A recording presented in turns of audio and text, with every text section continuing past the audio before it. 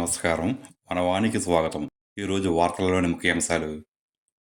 రెండవ రోజు కొనసాగిన కబడ్డీ పోటీలు. బిక్కవోలు మండలం కొంకుదురు గ్రామంలో సంక్రాంతి సందర్భంగా కొవ్వూరి బులివిరెడ్డి సీతామాలక్ష్మి మెమోరియల్ ట్రస్టు ఆధ్వర్యంలో నిర్వహిస్తున్న కబడ్డీ పోటీలు రెండవ రోజైన సంక్రాంతినాడు కూడా కొనసాగాయి. ఈ కార్యక్రమంలో భాగంగా మొదట సీతంపేట, పెదపూడి గ్రామాలకు చెందిన మహిళా క్రీడాకారులను సర్పంచ్ వీరమణి, మాజీ మార్క్‌ఫెడ్ డైరెక్టర్ సత్తి నాగిరెడ్డి, రాజా, స్పాన్సర్లు తమలంపూడి సుధాకర్ రెడ్డి, పడాల వీరరాఘవరెడ్డిలు పరిచయం చేసుకుని ఆట ప్రారంభించారు.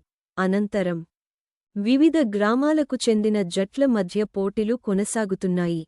ఈ కార్యక్రమంలో క్రీడాకారులు, క్రీడాభిమానులు, గ్రామ పెద్దలు, గ్రామస్థులు పెద్ద సంఖ్యలో పాల్గొన్నారు.